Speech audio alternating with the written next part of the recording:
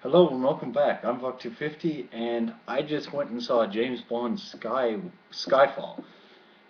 Now, a lot of reviewers and the guy at the theater claimed that it was the best James Bond to date. It was very, very good and I recommend you go see it, but I don't think it's fair to call it the best James Bond to date because it has a very unique style. It's different from any of the previous Bond movies.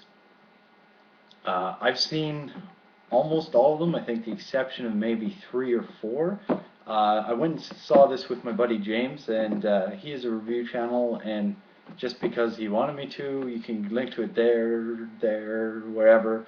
And yeah, so he has almost all of the James Bond now. I think there's only like four that he hasn't got the DVD for yet, and he picks them up in the States really cheap. We've watched almost all of the ones that he has, other than the ones that he just picked up recently, and a few of the ones that we haven't watched yet, I've watched previous to that on my own or on TV.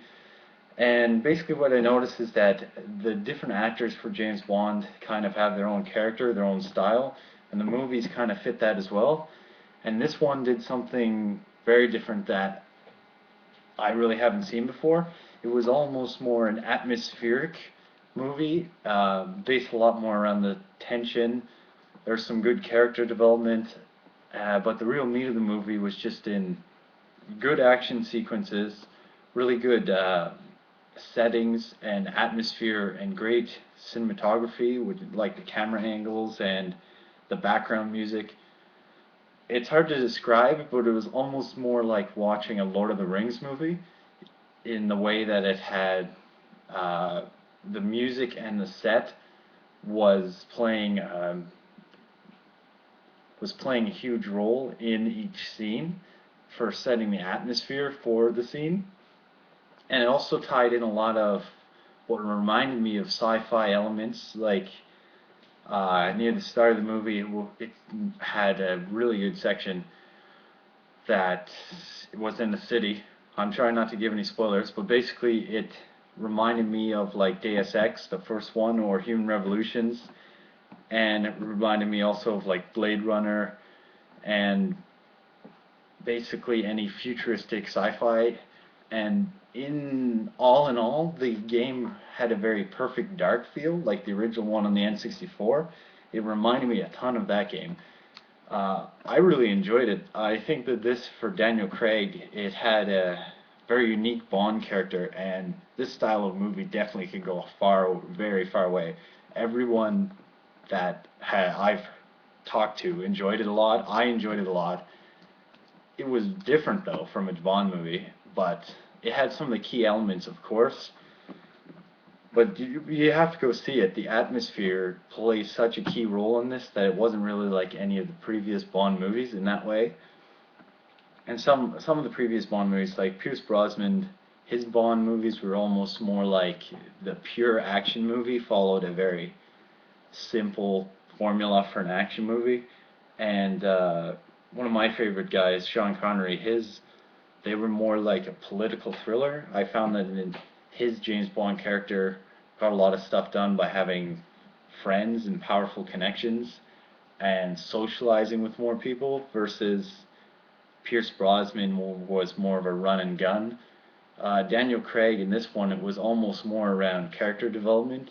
Bond necessarily wasn't the super suave superhero that he is sometimes portrayed as. He was more a dynamic character who, well, I can't really say without spoiling the movie, but I found that he had a lot more character than previous Bonds, and the villain is really good. The villain in this movie is very, very good. Um, I can't even start to talk about him without starting to give away parts of the movies. I'm just not even gonna go there because I just want to talk about it all. But the villain was really good. Uh, I don't know. There was only a few negatives that I noticed, and that was mainly as like a programmer. Any time that Hollywood touches on programming or hacking pretty much, it's just bad. Like no one uses a mouse ever. They're actually using the same laptop as mine, which is a Sony Vaio, and yeah, it can't run that shit. at all. It would have crashed and froze up, and then they would have been screwed pretty much. Um, and yeah, when you do code or encryption or decryption, it doesn't look like fancy spirally map. Yeah, just no. That's all hokey pokey, look cool for Hollywood stuff. But that was really the only negative I found in the film. Parts that could have possibly been slow, the music and atmosphere kind of made up for it. I was stuck in the movie for the whole movie, pretty much. Um, oh, almost forgot to talk about it. The intro starting where there's the music and the cool visuals and stuff. This one was one of my favorite.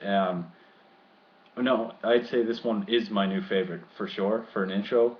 The song, sorry James, but it tops Paul McCartney. The song just has a great build up, and there's no other way to describe it than epic. It's a great song, and it really describes this James Bond movie very well in terms of just the sound and the feel of the song, and the background graphics were, ooh, they were very good to watch. Very enjoyable. But yeah, go see it. It's a great movie. See you guys there.